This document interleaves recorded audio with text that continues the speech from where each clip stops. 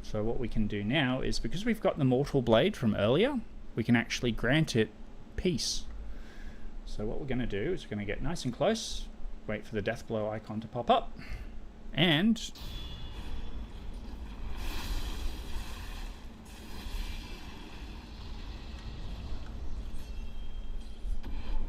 Immortality 7, which is a unique ending. Most of the endings we have are what's it called? Most of the defeats that we get are shinobi executions. This particular one was Immortality 7. We will see that a few more times coming through. And we've achieved the bestowal ninjutsu. Ninjutsu technique that wreathes a blade in the victim's blood, extending its reach. Cost spirit emblems to use, activated after a backstab death blow. The wolf discovered this technique upon beheading a foe with the mortal blade, forming a cursed sword from spilled blood. Though it bears a likeness to the mortal blade, it cannot kill the undying. Which is pretty cool and thematically sound. So we've just defeated the apes for the second time, and that will be the last we see from it. So that was a pretty cool, pretty tight fight. I'm surprised I actually got it first go. So we'll head over here, we'll heal up. And then what we're going to do is I'm just going to quickly travel to Mibu Village, make sure I've collected the first item. And then we're going to receive the memory, and then we're going to continue moving on. So can enhance attack power with the memory Headless Ape. The battle memory of an extraordinary foe. Although distant, recollection of such a memory provides sustenance for the wolf. At one time, the guardian ape shared its den with a mate, but he alone became infested while the other passed away. Now, even the flowers offered in tribute to her passing have withered to dust. So it's kind of a tragic end. Unfortunately, the guardian ape was corrupted, and we had to, in a very real way, purge the corruption from it, unfortunately leading to his and her death. So that's that pretty important part of the storyline. We've got an attack power increase, and what we're going to do now is we're just going to travel to Mibu Village, make sure I've collected that previous item. So where are we? The Wedding Cave Door. Home to one of my favorite boss fights. Alright, so just going to check this out quickly. See if I've collected it or not. So we will be returning to this location eventually. I'm just going to make sure. So it looks like I did not pick it up previously, which is probably a good sign. So we're just going to pick it up now. We're picking up the Shelter Stone, a stone found on an altar deep within the village of the Water Dwellers. Stones will sometimes appear in the bodies of those who have long drank from the fountainhead waters. Step into the marital shrine and offer the fragrant auspicious stone, one of the incense ingredients sought by the divine heir for immortal severance. So it's one of the two items that force a transition in the world. So what we're going to do is, let me think. Oh, so before we do that, we're going to head to Senpo Temple. We're going to grab the other Serpent Viscera, and from there we will go back and grab the Lotus Blossom, and then we'll continue. So we've grabbed that. The altar also has a bit of dialogue. Shelter stones such as this are an auspicious omen, sweetly scented for a bridal offering. A palanquin awaits with open arms. So if you remember at the very start of the first stream that I did, we actually had to hide in a palanquin such as this to avoid the snake. This doesn't technically trigger until we get the second item and proceed through to the next phase change. So what we'll do is we'll go grab the second Serpent Viscera and watch one of the best cinematics in the game, if I'm being totally honest.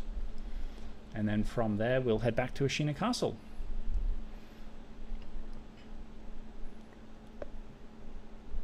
And I just realized I'm doing this the long way. I could have done this so much faster. Alright, so we'll wait here. We will travel initially back to the inner sanctum, because we need to pick up some more rice from the Divine Child so that we can have a chat to the older Karsan at Senpo Temple to get a little bit of extra lore before we go and grab the Serpent Viscera. So let's pop in, have a chat.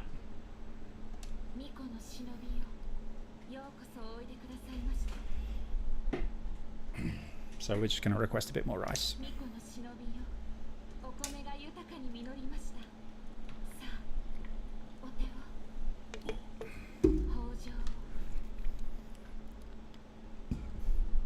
So we've just collected a bit more rice.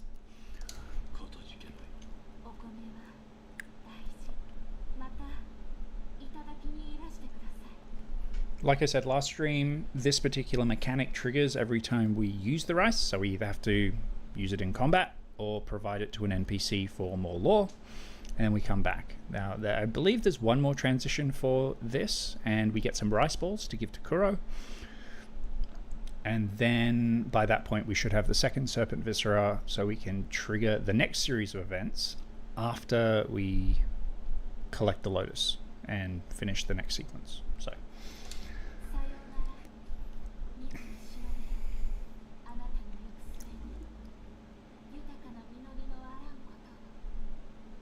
nice. Alright, so from here we're going to head to the temple grounds, I think. Is it temple grounds? Yes, it is. Yes, it is.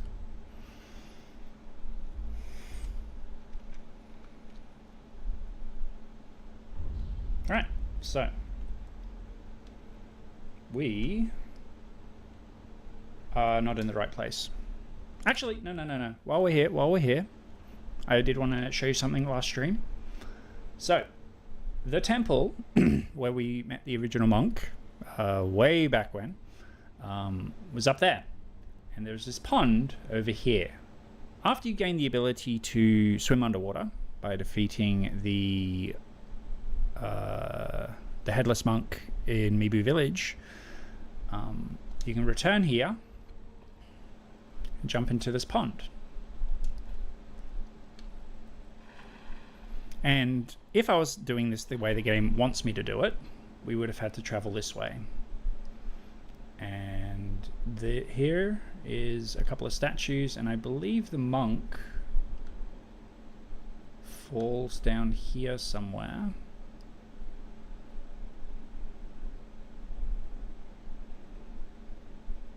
And you get to talk to him. There is also a fallen Buddha statue, so I'll pick up another prayer bead. Grab that. Now, I believe the monk falls somewhere down here, but I think I may have skipped that because I sequence braked a little bit. Sequence break? Sequence broke a little bit.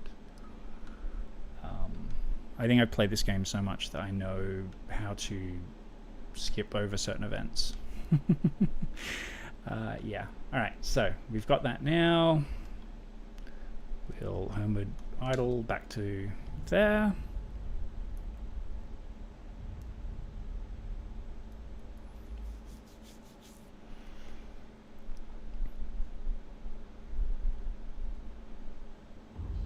I just realized I have like literally no sen, so I can't afford anything right now. That's kind of embarrassing, but not really that important. There's not really a lot of stuff you need to buy in game. There is a prayer bead in the underground passage that leads to the depths that I don't think I've been able to afford yet. It's not really that important at this point. I might do a bit of grinding for mats off screen just to afford to buy all that sort of stuff, unless people are interested in watching me do it, which should be interesting. Alright, so let us travel to the actual location I was meaning to go to. Yeah. We've got a bit of a run up to the next sequence. Alright, so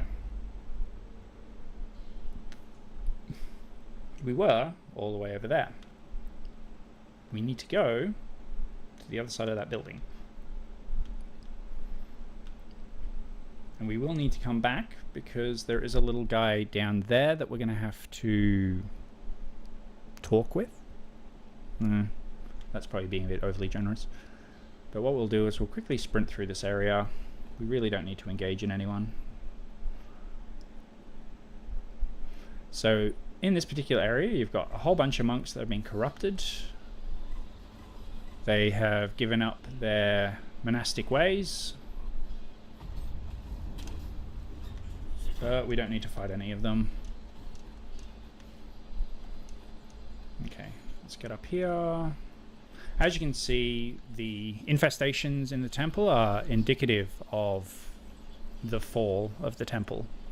So we'll skip past all of this. Have I got this behind here? No, I haven't. Let's quickly grab this. Hey, buddy. Fat wax, which is upgrade material. So we'll... Hey, guys. Ow! Ow. Stop. Stop. Alright. We'll just stealth for a bit to let them de-aggro. I'll drop down here. Alright, give them a second to calm down, then we'll head back up and have a chat with the Okar-san. Okay. We're getting a bit better now. So, the path that we're going to be traveling will be down that way there, and there is a bit of a way to get there. But now that we've done that... Yeah, I know, buddy.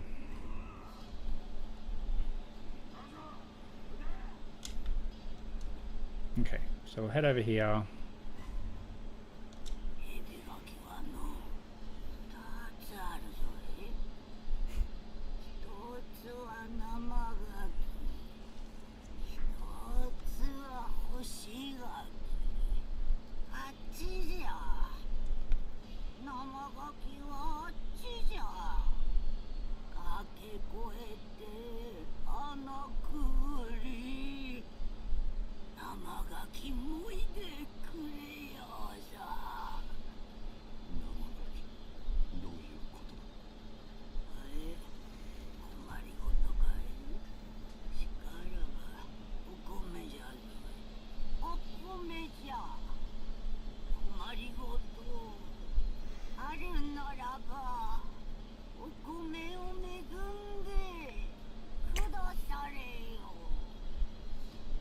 So, as you can see, that's what the law that we were told. There's one fresh fruit and one dried fruit.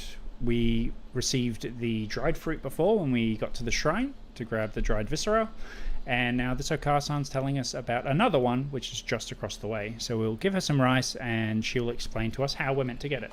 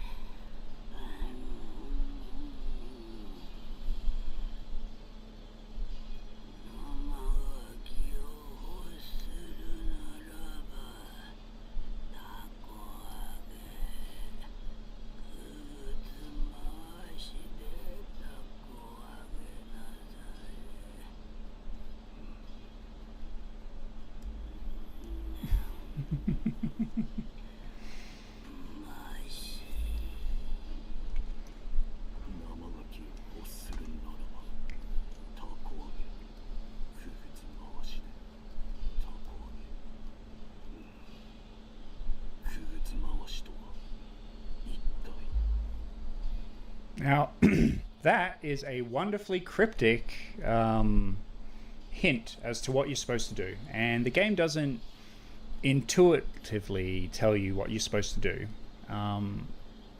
But I can basically, well, I'm going to show you the process that you have to take. So we're just going to activate the idol, head back to the very start of this area again, and I'll show you. I just realized I've been going for 45 minutes and I'm no closer to triggering the return to Ashina Castle. So we'll knock this out and then we'll start that process. So we come back to this location here, and instead of going left, sorry, directions, super fun, we are going to head right. So there's a broken bridge over here with a monk, and then over there, hidden by those trees, is what she was referring to. So we'll pop down here.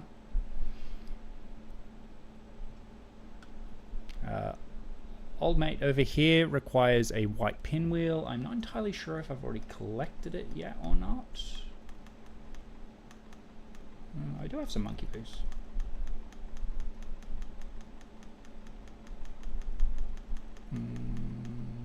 No, I do not currently have the white pinwheel. So we might pick that up later. It's not an urgent side quest, it's just kind of a fun one. It's really lore intensive, so I probably will knock that off at some point, but at this point in time we just want to get moving so we can trigger the next sequence of events. So we head down here and you can see the kite right there, which leads to that pathway over there that the old lady was talking about. So we'll drop down here.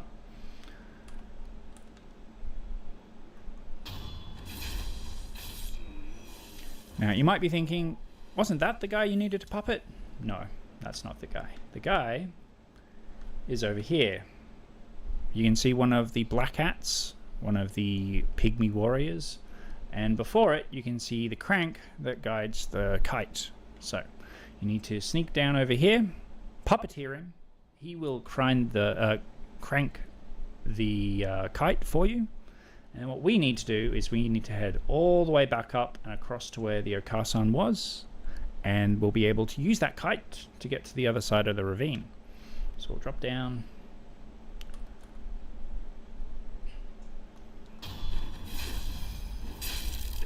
We'll puppeteer him, and we'll watch. Now he remains active, I believe, until you use the kite. But you can see him cranking it now, so it's time to move. We want to run as fast as we can to get through. So we'll go through this gauntlet again, through all the corrupted monks.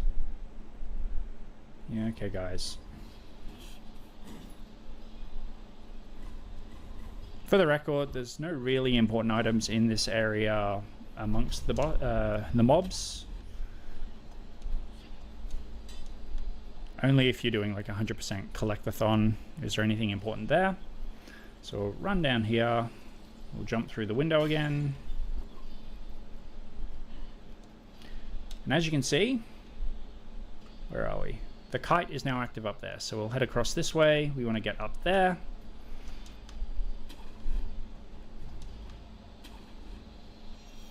Get some spirit emblems back. And then from this point here, you can swing on the kite over to the other side of the ravine. Geronimo. Okay, so now we are on the other side of the ravine. As you can see, there are some snakeskin, which is strewn about. So let's just see. I need to get to that branch there. Here we go. Yep. And then this way. And then here. Alright. We made it. We'll grab some upgrade materials. As you can see, there's the forests below Ashina Castle, or rather Senpo Temple. But that's not the direction we're heading. We're heading this way. So we're going to pop down through here. I'm pretty sure there's an enemy somewhere looming around here. We'll drop down here. We'll trigger this. And then we're going to see probably one of the best cinematics in the entire game. So rest here, gain back some stuff. And now what we do is we head this way. Now, you may recall from the last stream, we had that rickety bridge once we defeated the long-armed centipede and just before we reached the Sunken Valley. This small little tiny pathway leads us back to that area, but there will be one very distinct difference. And I'm just trying to decide if I want to do two versions of the cinematic. Either way, you drop down here, and we're back in the passage. And if we look down here, the snake that attacked us before and attacked us within the the shrine in the poison part of the Sunken Valley is now resting here upon this rock. So what we can do now is we can do a death blow, which is really, really quite cool. Here we go.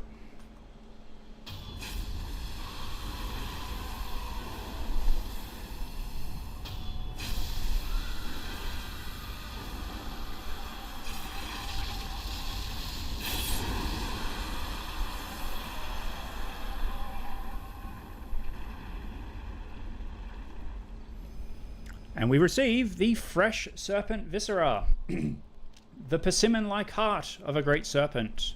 The great serpent is considered to be a god of the land, and the heart is believed to be where one's spirit resides. While its shape bears the similarity to a persimmon, it is in fact, this is the red viscera of a god.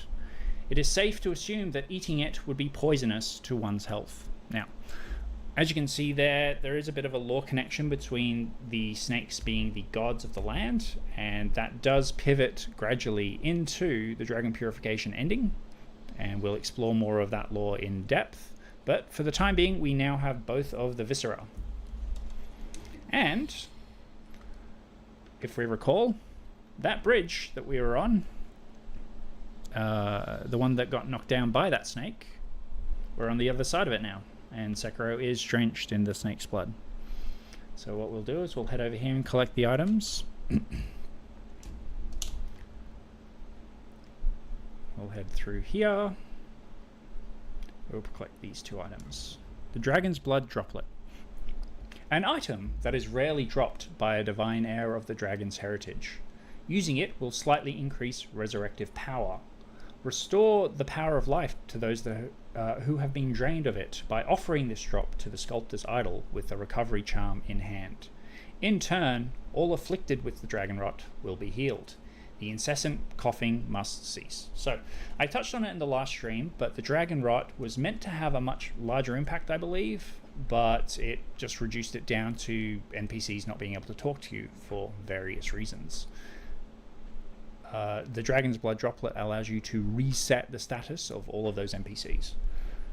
It's really quite cool. We'll pick up the second item, the Bundled Jizo Statue. Now, I've been to Japan twice. It's about 10 years since I've been. And this is a tradition that I saw all over on roadside shrines and that sort of thing. The Bundled Jizo Statue, a small Buddha effigy bound in red cloth, raised in prayer between one's palms to restore a node of resurrective power. To enswath a Jizo statue is to express feelings of parental love. The bundle of cloth is to at least ensure the little one goes on in peace. So it was meant for those parents who had lost children to allow the safe passage of their spirits to peace. Really quite interesting. So yes, would I call myself an otaku? Probably.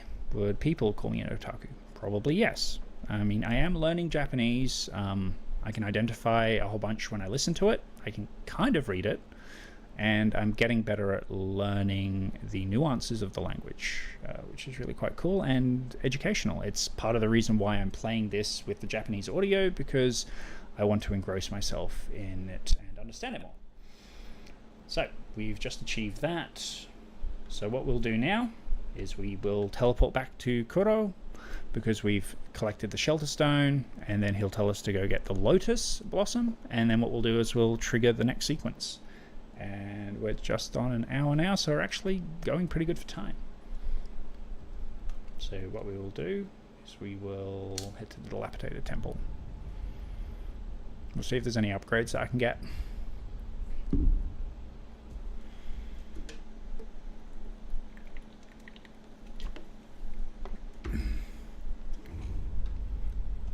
Okay, let's go have a look.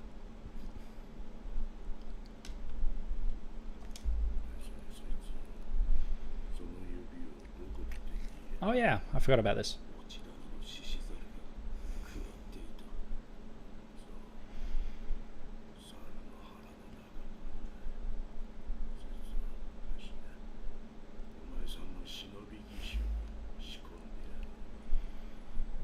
So this is one of those things which really implies that this is a cycle that Sekiro has been stuck in, or at least the next part of the karmic cycle.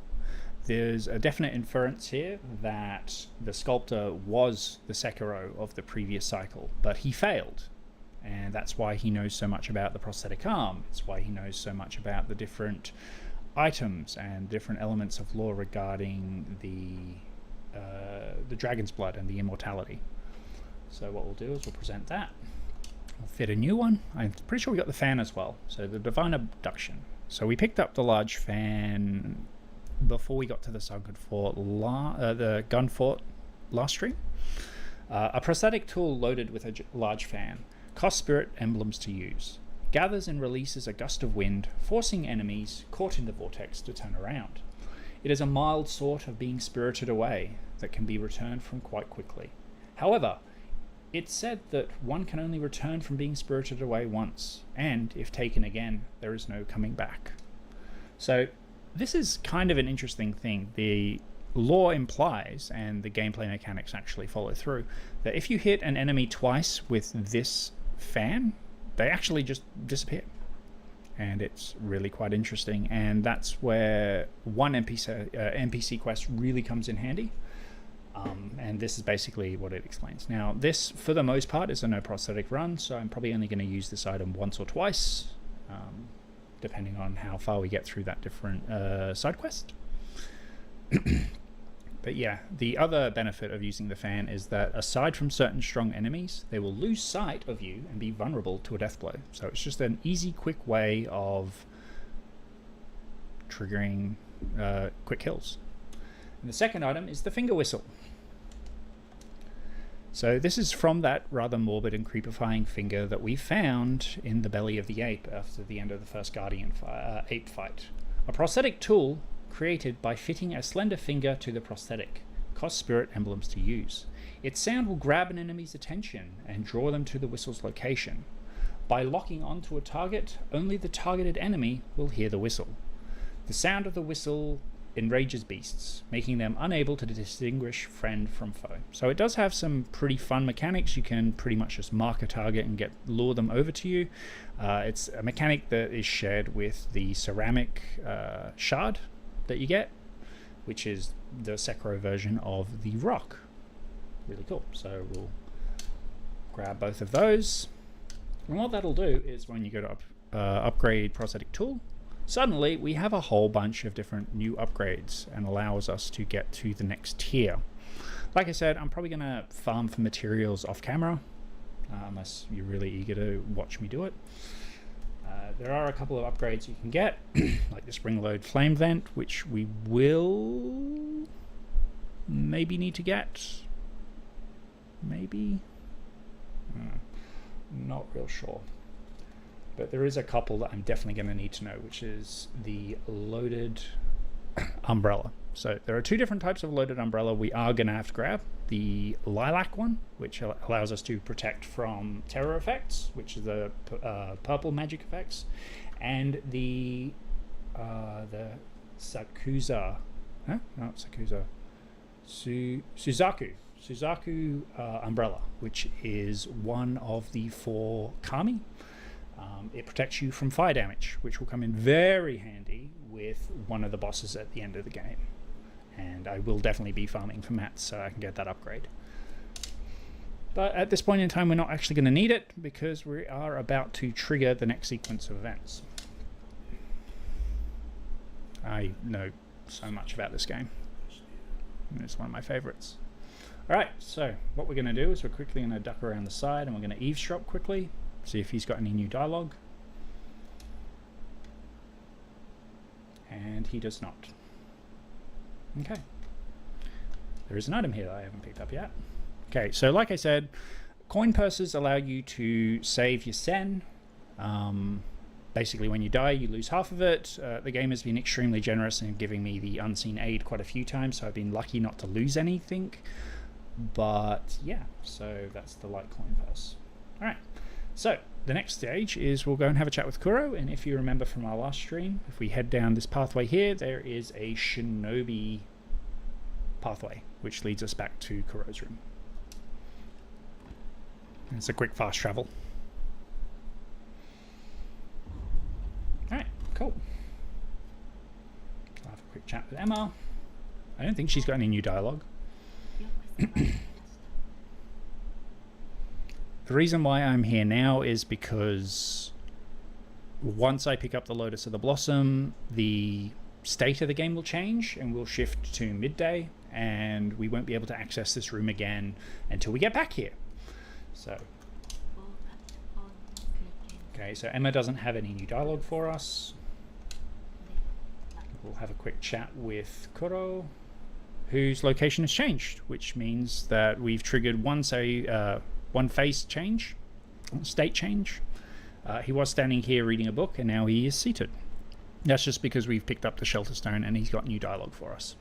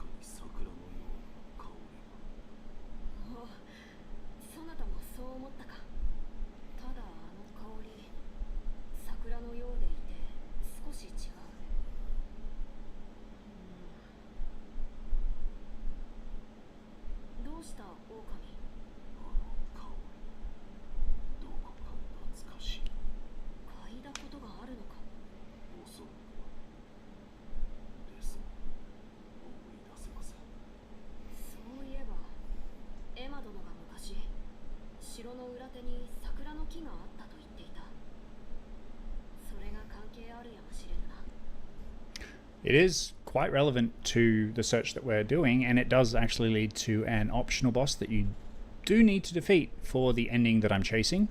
It also unlocks I'm pretty sure the third ending as well. So there are 4 endings in the game. There's the easy one, the Shura ending, which the first branch for that is coming up. There is the Immortal Severance ending.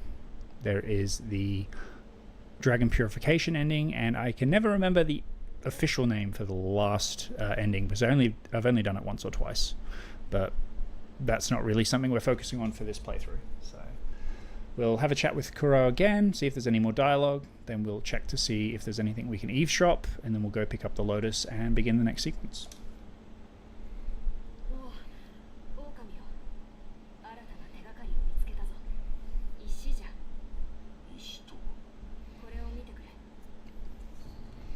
Okami's ancient text. An old note left by the Okami clan who sought to reach the divine realm. A fragrant stone, enshrined in a village within the depths of Ashina. One must throw oneself for it to be found. With this, the fountainhead fragrance is complete. Let us depart now to the divine realm. So, if you remember, I was just in the wedding room before, and there was the palanquin. The palanquin was their goal to get to the divine realm, and it is going to be the entry point for us to reach Fountainhead Palace, which is, as they're called, the divine realm. We're not going to be able to access that straight away because we haven't quite got to that point yet. That should hopefully be my next stream, depending on how we're going for this stream. Yeah, so it's basically breadcrumbing us where we need to go next.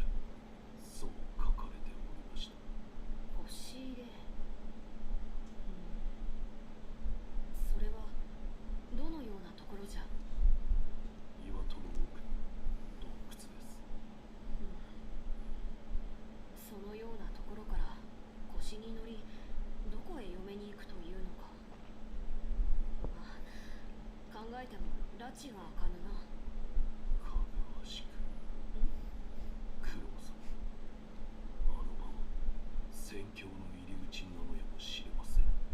そうか。かぐわしくとは源の好機をまとうこと。それを指しておるのやもしれぬな。ああ、そうだ。私の方も調べが進んだぞ。新たに必要な項が分かった。それは流因の巫女の血、つまり私の血だ。九郎様の血ですが、それは流れぬはず。ああ、流因の巫女とはそうしたものだ。だが源一郎殿の居室で武尊様の故障の手記を見つけてな。何か血を流す術があるようなのじゃ。ひとまずこれをそなたに渡しておこう。 The page's diary. So there was quite a bit of lore just being dumped there. Essentially a lesson that there is a way to the divine realm, and it requires the blood of one of those of the dragon's heritage. By finding the stone, we have kind of performed a sequence break. If you recall, at the end of the last stream, Kuro was intentionally sending us to the Sunken Valley first and gave us the key to go and fight the Guardian Ape first. I kind of skipped over that and went and fought the Headless Monk first because it's one of my favorite boss fights. And in a way, I kind of broke the path that we were supposed to be following. And now we're receiving this information early, which is kind of cool. So, the page's diary. An old diary entry written by Takaru's page. Lord Takaru held his arm over the incense burner and attempted to cut it with a sword. But incredibly, his wound healed instantly, and not a drop of blood was shed.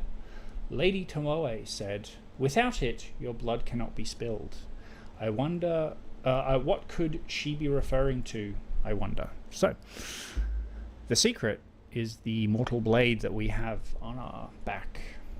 It's one of the few weapons that are able to stop the quick regeneration, and we will be seeing that in action quite later. Yeah.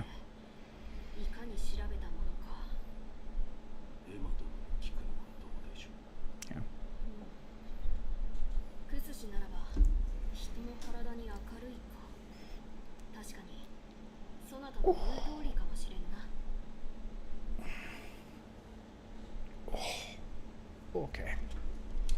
See if there's any more dialogue.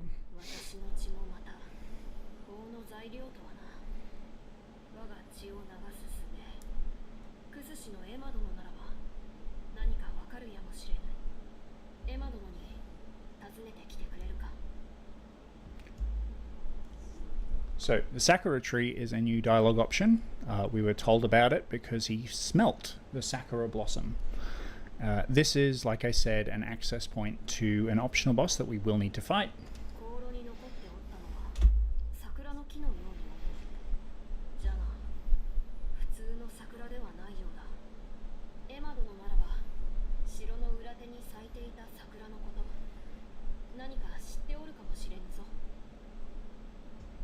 Okay, so there is the Sakura blossom in the game, and it will be a location we'll be heading to after the Ashina Castle sequence, and there's a good reason for it. So,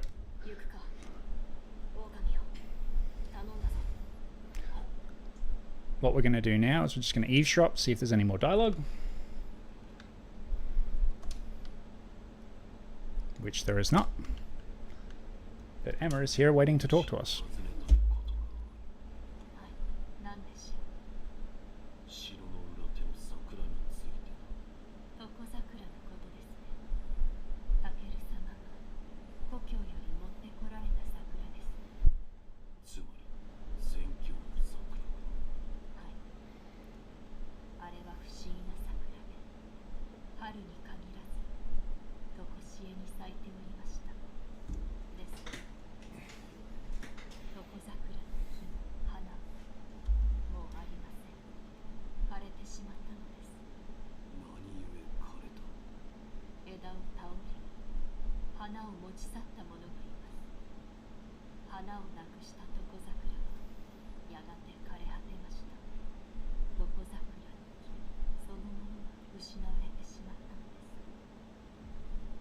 Okay, so that's some pretty important dialogue, and it will become in pretty important pretty soon. So we'll see if there's any more dialogue. I don't think there is, and then we'll go pick up the Lotus and start the next part of the game. Okay, I'm pretty happy with where we're up to right now. I'm just going to quickly see if there's anything we can eavesdrop with Emma, and then we'll go and trigger that.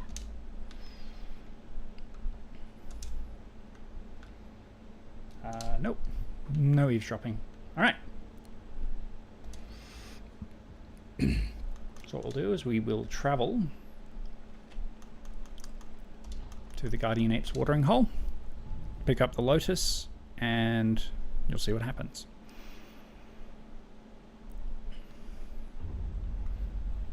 Okay. So, first I'll draw your attention to the fact that it is the middle of the morning.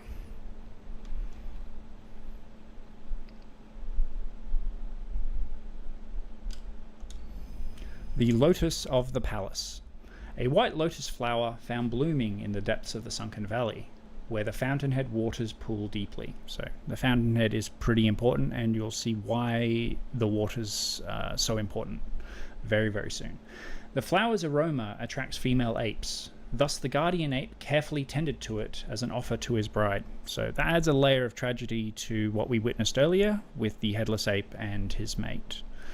One of the incense ingredients sought by the divine heir for immortal severance. Okay, so we now have that. And when we come out,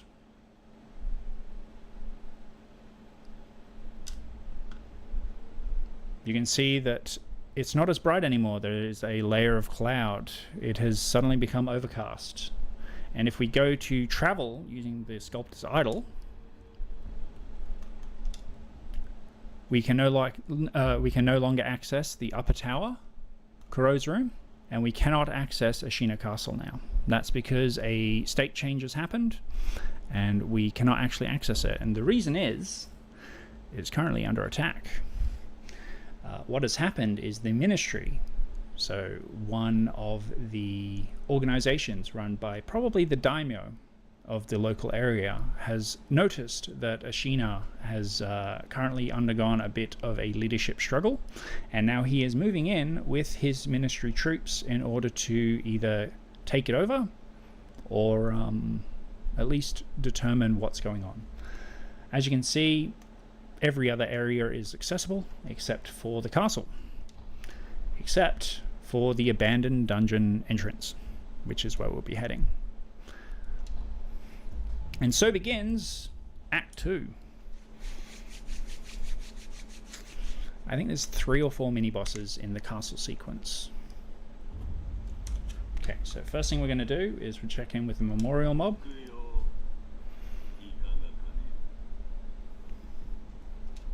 So this is the one that I was talking about before. This is the memorial mob that has access to the prayer bead. I only have 760 sen, so I cannot afford it. The mask fragment dragon is useful, definitely in later playthroughs, not for an initial one.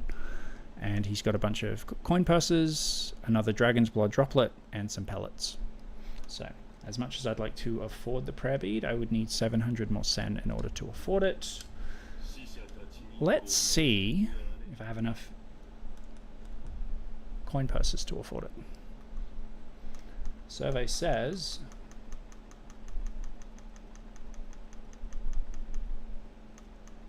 I have 1 heavy coin purse, so 500, 1 bulging coin purse worth 1,000, and 3 light coin purses. So I can actually afford it.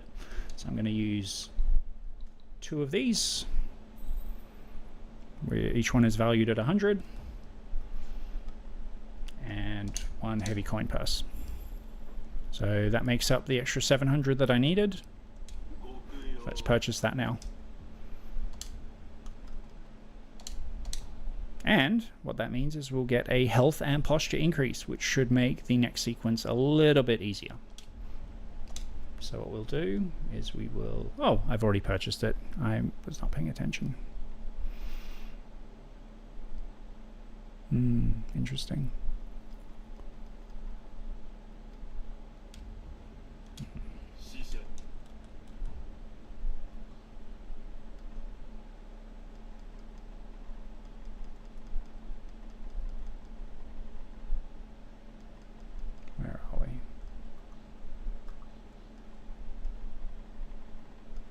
Oh no, I did just purchase it. I was not paying attention. So let's grab that upgrade now, and then we'll get into the changed castle. We'll enhance some physical attributes and get our 7th prayer bead necklace. Loose prayer beads strung together in offering to a sculptor's idol. Increases maximum vitality and posture. A prayer bead necklace befits the strong. An unrivaled sumo warrior once served a great feudal lord. Dismissed after giving to drink, he fell to a life of brigandry, and so he was dubbed Juzo the Drunkard. Now, in the very first stream, when I went through Hirata Estate, I got to fight Juzo the Drunkard, and that was one of the more interesting fights that I did. So, what we will do now is we've got that increase. We are going to head into the castle and see how it's changed. We just picked up some more cashy money. So we're just going to eavesdrop quickly.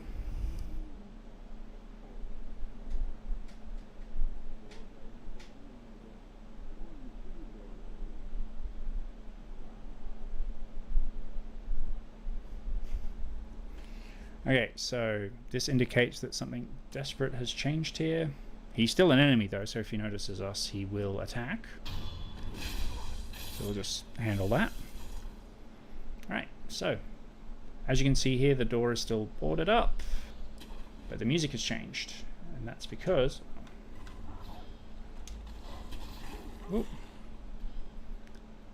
as you can see, most of the Ashina guards are now hiding, and the red ministry soldiers are now present. And he's ignoring me right now. So we'll head through. Okay. So as you can see, the bridge has now been taken down, so we have to head down underneath in order to get into the castle.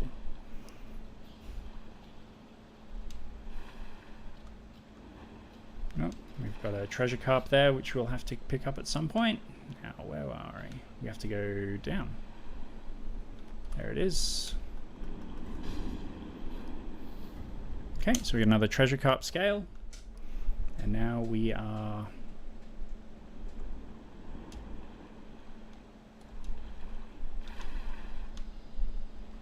here. Alright, let's head up. Oh, excuse me. Okay, so as you can see, the bridges have been attacked and siege equipment has been put into place. Bamboo paths. So we'll quickly run through here, grab a bit of stuff. Now, the purple Lone Shadow enemy, which was a mini-boss at the start of the game, you are going to discover is now a common enemy. So, here he comes.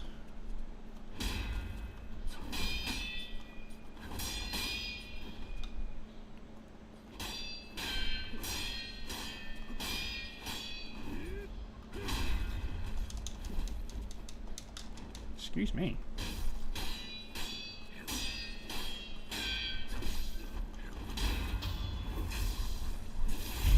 Yikes.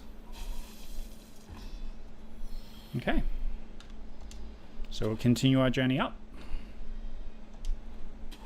Now, I believe there's...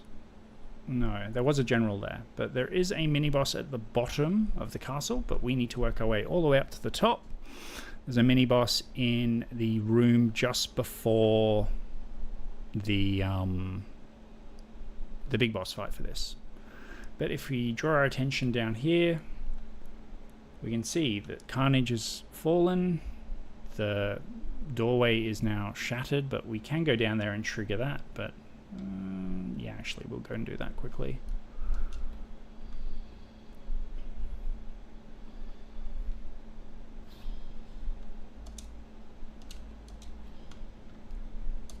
We'll grab this. Yeah.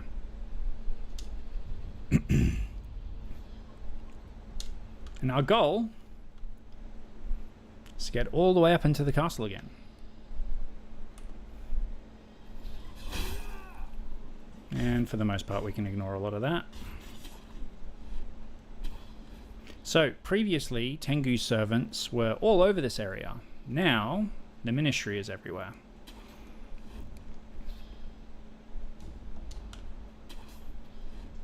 And there should be a long shadow over that side. Oh, who did I trigger? Oh, it's just one of those guys. It's fine.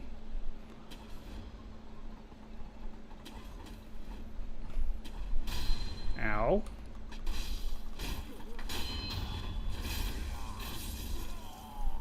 As you can see here, here's one of Tengu's soldiers.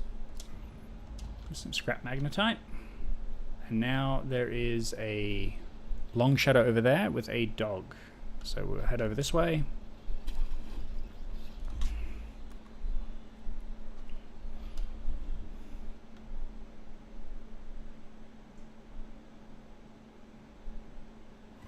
Oh, there we go.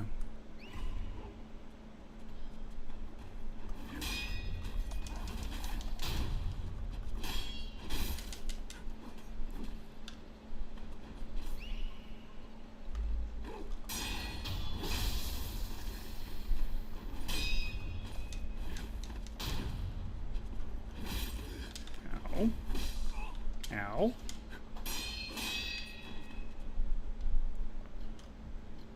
Oh. Heal up. No, no, no!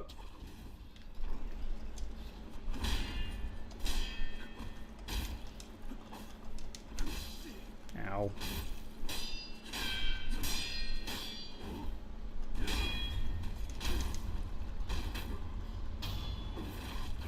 Yikes. That was awkward. Alright. Now. So a couple of them over that way. Can I get through here without going around the long way? It is tempting.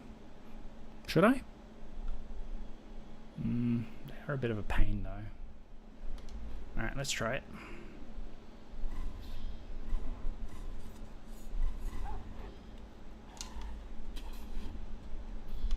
Okay. Yeah, just sort of skip past all of those. Alright, so we have a mini boss fight here. There are 2 lone shadows in the next room. What we're going to be doing is we're going to be using the puppeteer mechanic to use one of them to be on our side. And then after that, we will be able to drop down, deal with one of the ogres, and then we'll move on to Great Shinobi Owl, which is pretty much where I want to be at this point in this playthrough. So we'll rest up. Okay. Oh, hey buddy.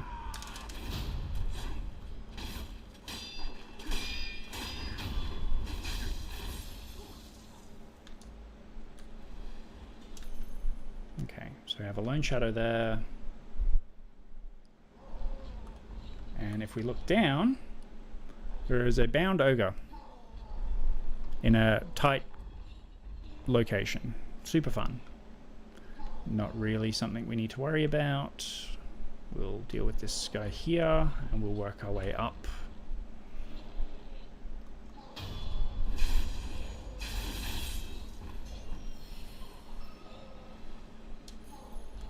Okay, so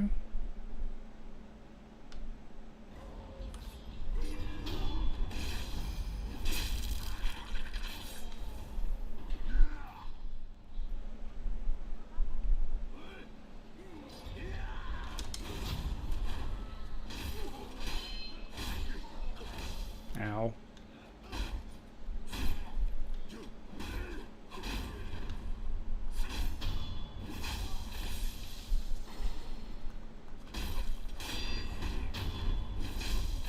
Yeah.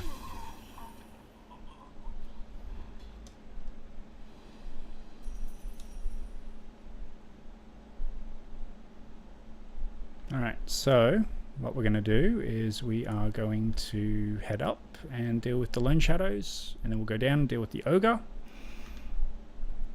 And from there,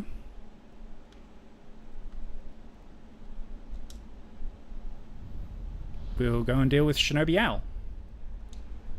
and that should finish the stream, as long as I don't get stuck on him too long. Alright, so there's the Lone Shadow there. We'll deal with this guy here.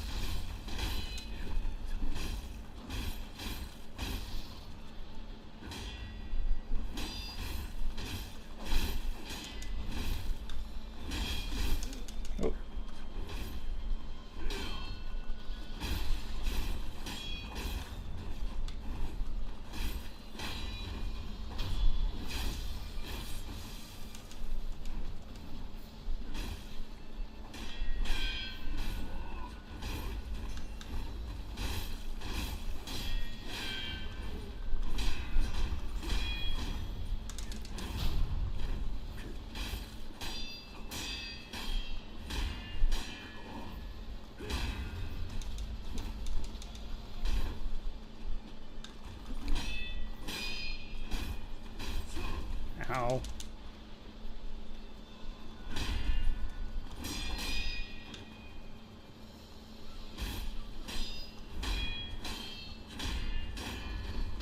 And we're done with that. Nice. And we got another Prebby. That went pretty well. So we'll save up here. We will go deal with the ogre, and then we'll come back up and we'll deal with Great Shinobi Owl. Sounds like a plan. So we'll head back down this way. So I don't use a lot of prosthetics, but for the purposes of fighting the ogre, we're going to use the flame vent.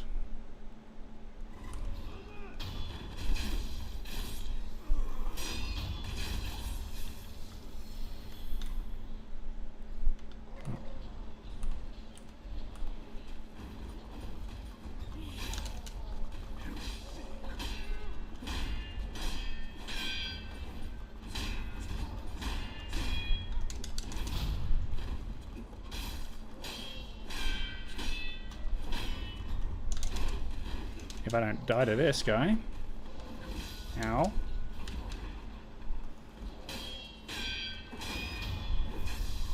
Yikes. That was rough. Okay, so what we want to do is we want to get down there to deal with this ogre. So we'll jump off here. Ow.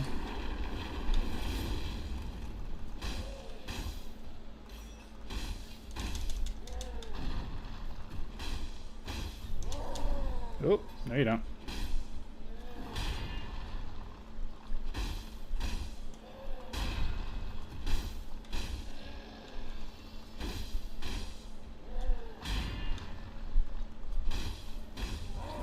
Oh, no you don't.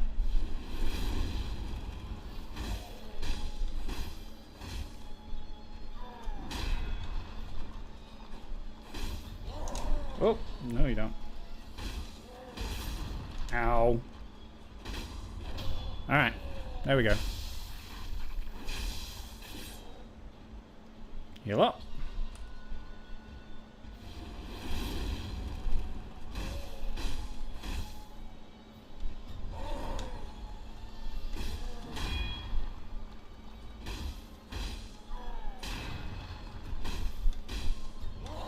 Oh.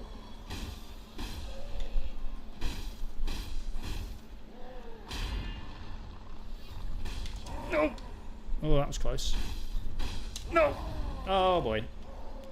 Ouch.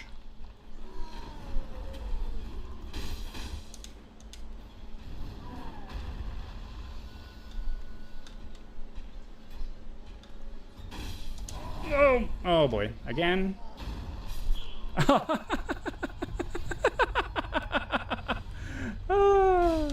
Good stuff. Good stuff. Oh. There we go. No! There we go. Nice.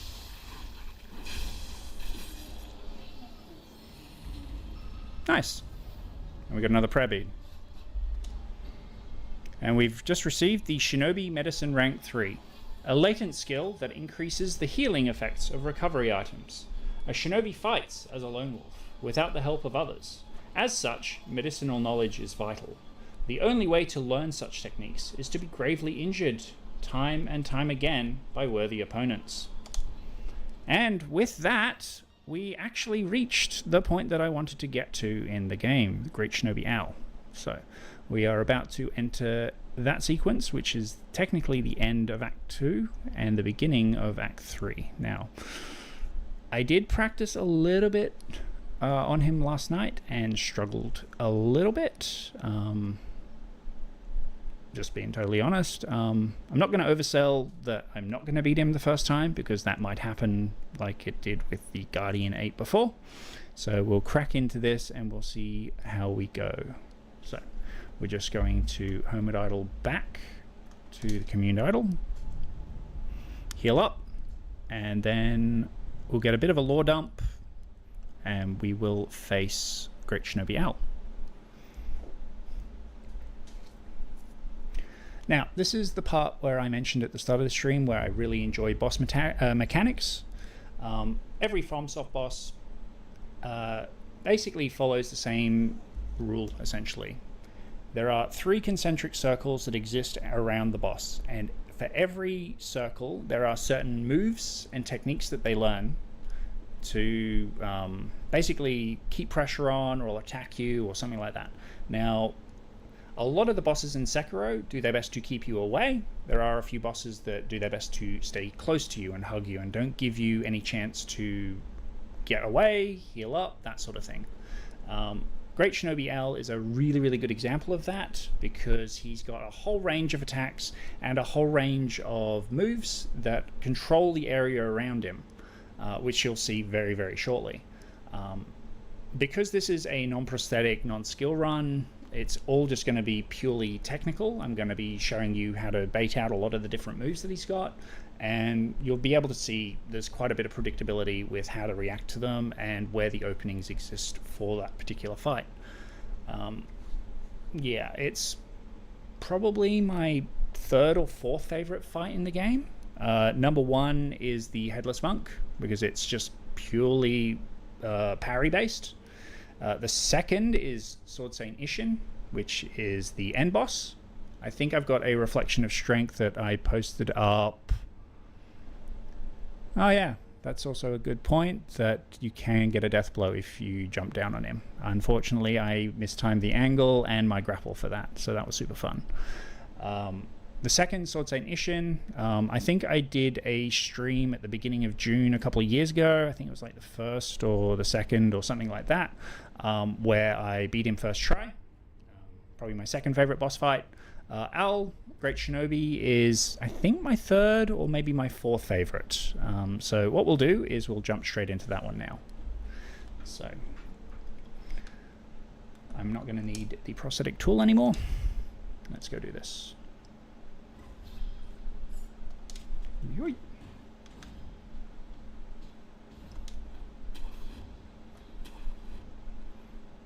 Cutscene. お主のことはよく覚えているぞ。死んだと聞いていたが、一体何を企んでいる？フクロウよ。企むなど滅相。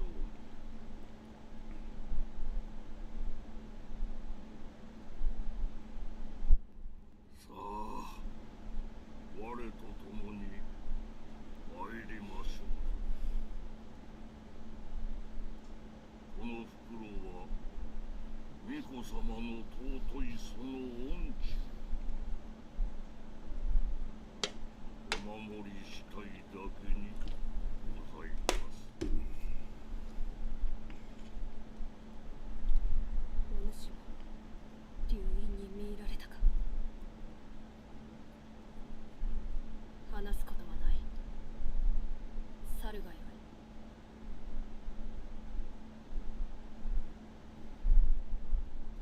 すみませぬが、懐かしきこの眺めをもうしばし堪能した。満足しましたら帰ります。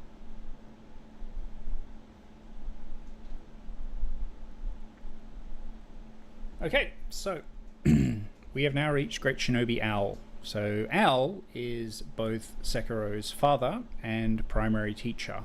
Earlier in the game, we ended up fighting Lady Butterfly, who also was instrumental teaching Sekiro everything he needed to know about being a shinobi. So this is one of the branching paths. This is the one that leads to the Shura ending. It's the quickest ending to get in the game. It introduces 2 additional bosses depending on the choice you make here. We're not going for that. We're going for the Dragon Purification ending, and basically we need to defeat Great Shinobi Owl to gain access to the optional boss fight that we have with him later. It also connects to the Sakura branch lore that we heard before. And yeah, so this is what we're going to be doing with that. Now, I can't promise I'm not going to die a couple of times to this one. I did practice a little bit, so I should be okay. So we'll head over there, we'll get another cutscene, and then the fight will begin.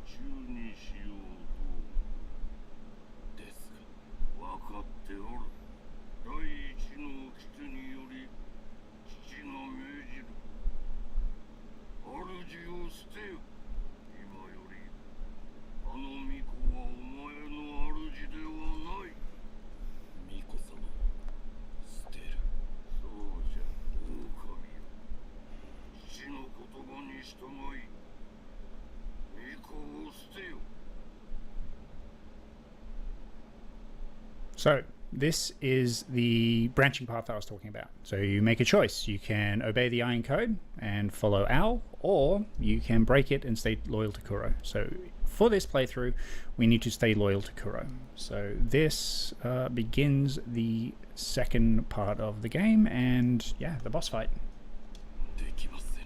Yeah.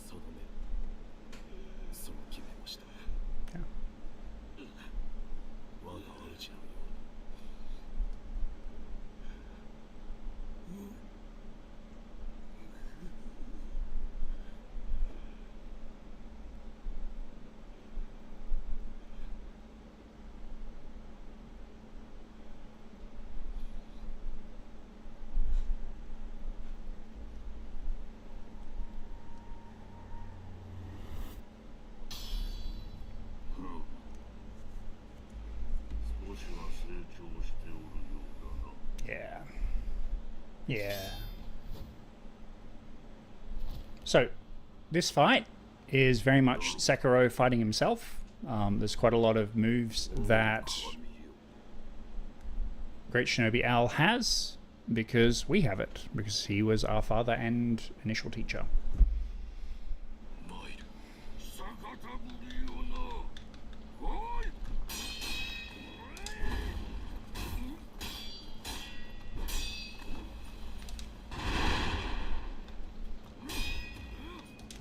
So that orb he throws prevents you from healing if it hits you.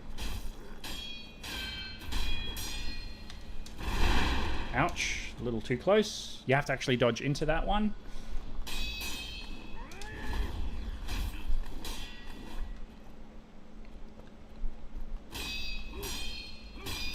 And there's the first big opening attack that he gives you.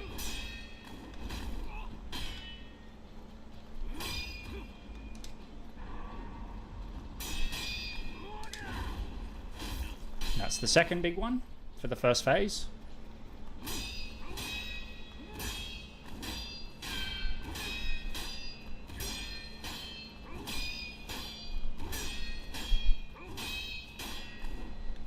As you can see, this particular boss likes to create a lot of space as it gives him better control of the surroundings. And I didn't dodge into that one again. Ow.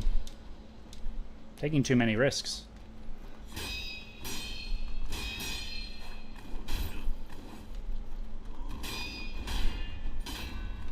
Oh.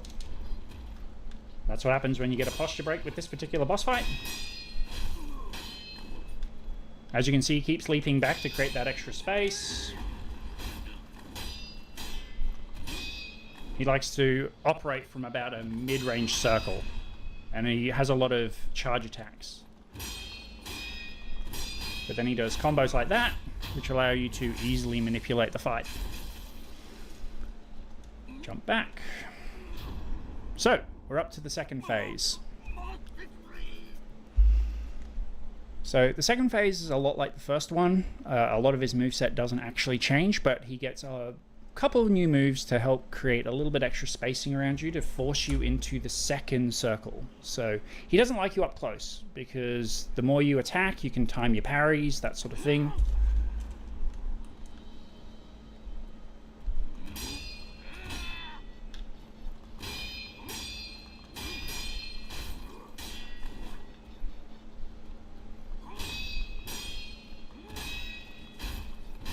He likes doing this one as well.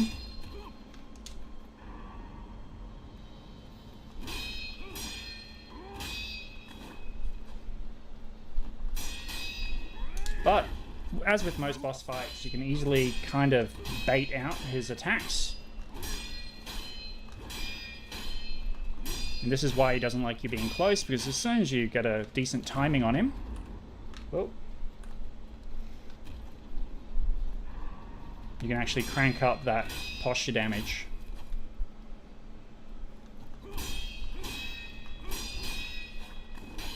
It creates plenty of openings for you.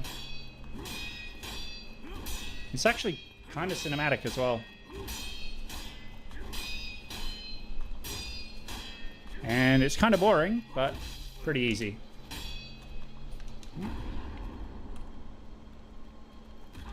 Yep. You can pretty much defeat this boss entirely through posture damage. And this is that first spacing that he does. He throws down poison to help control the area around it.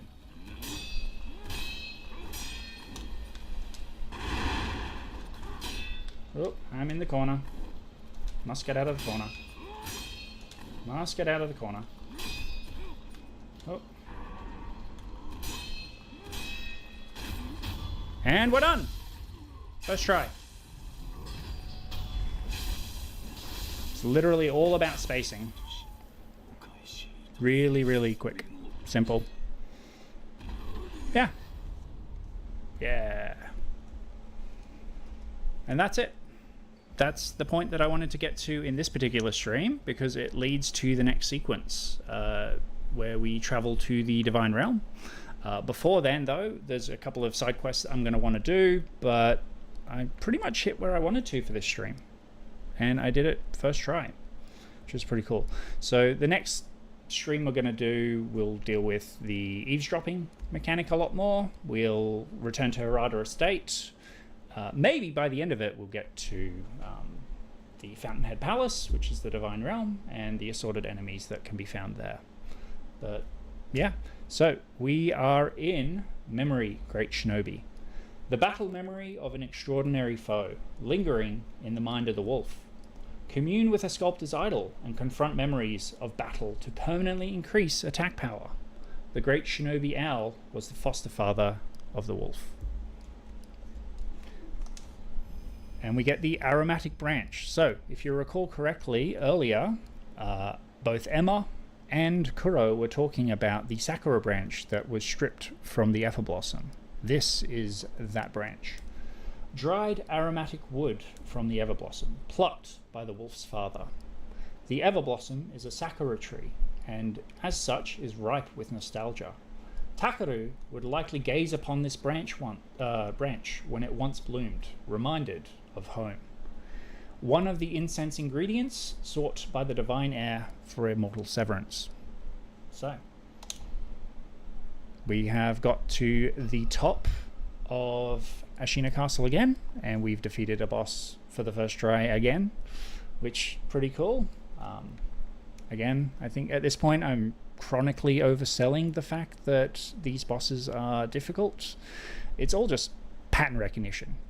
You discover how they act, the circles that they respond in. So as you can see, well, you didn't see a lot of it in this particular fight because it didn't go for very long, but Great Shinobi Wolf doesn't like working within the inner circle. He always jumps back to move you within the secondary circle, which is where he can control it. He throws shurikens at you. He does the attack where he throws the gunpowder to distract you. He throws down the smoke bomb to prevent you from seeing him and force a disc lock from your camera. He leaps up and tosses out the vials of acid, again, to control the space that you're in, to force you into corners. And then at very long range, he has the long range snipe, and he has the charge, which is also a sweep that comes in from your right. So it's all about spatial control with that particular boss. And once you figure out how to bait certain attacks, like he did the 2 shuriken throw followed by the jump attack, you get openings like that, which you can just take advantage of. And it's very, very similar with most FromSoft bosses. Once you get an idea of how they act in certain scenarios, it gives you really a good way of just teasing it out. So you may have noticed that certain sequences I was moving left and right. It's hard to do when you're not locked onto anything. But basically that was me testing to see which circle I was in. Because if I'm close, he does certain attacks. If I'm further away, he does different attacks. And you can really control the tempo of the whole fight.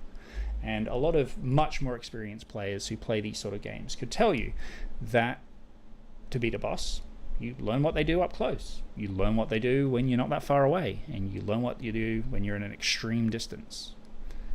And then you can pretty much pick and choose when and how you attack them. And that's something that I really enjoy. And it helps that Sekiro is a very, very theatrical sort of game. Cinematic. Between the palette design and the sound design, it really evokes that sense of that Sengoku era sort of sword fighting. The parry, deflects, the fighting.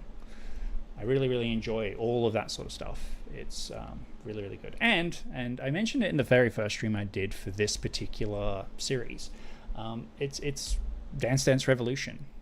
Unlike the Dark Souls games and Elden Ring, which are very much a 3D version of a turn-based RPG, Sekiro is very much a rhythm-based one. It's all about learning your timings, learning when to parry, when to attack, when to counter, when the enemies produce an opening for you to take advantage of, which really deeps down into that whole one-on-one, sword v sword, dueling sort of aspect.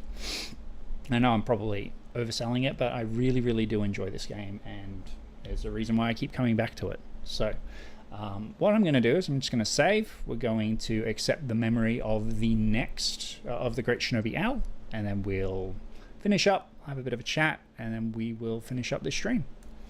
So we'll head to the Sculptor's Idol. We will acquire the memory. The Confront Memory, Great Shinobi Owl. Remnant, Great Shinobi. The battle memory of an extraordinary foe. Although distant, recollection of such a memory provided sustenance for the wolf. Great Shinobi Owl's unbridled ambition was to obtain the power of the dragon's heritage. So, the lure of immortality. Now is the time to let one's true name ring out across all of Japan. So, he wasn't going to use it for benevolence, he was going to use it to conquer. It was all for the sake of this ambition. So, that's the reason why the ministry forces arrived to besiege the castle. They arrived because Owl had traveled to the daimyo of the local area and said, hey, there's this immortality there. How about you give me some troops? I will take over the castle and become lord of it. And then using that immortality, he could travel across Japan, unable to be stopped, which very much falls into a lot of the demonic stories of Nobunaga Oda, and how he always allegedly conferred with the demons because he was terrifyingly effective during that period. So yeah, that's really, really quite cool. So, attack power has been increased. Alright, so we are going to pull up here. I'll have a bit of a chat and then we'll finish the stream. I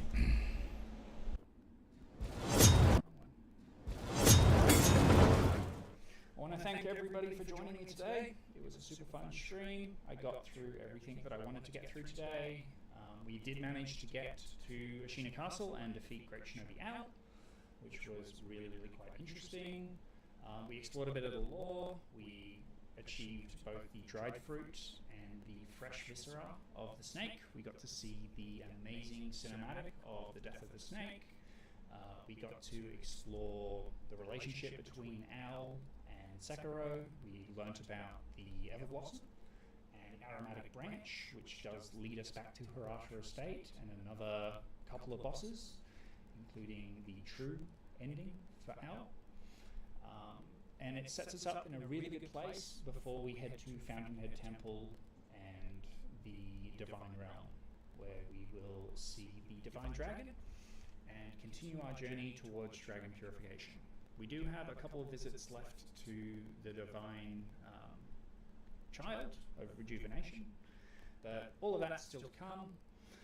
Otherwise, like I said, thank you everybody for coming. It was quite an experience.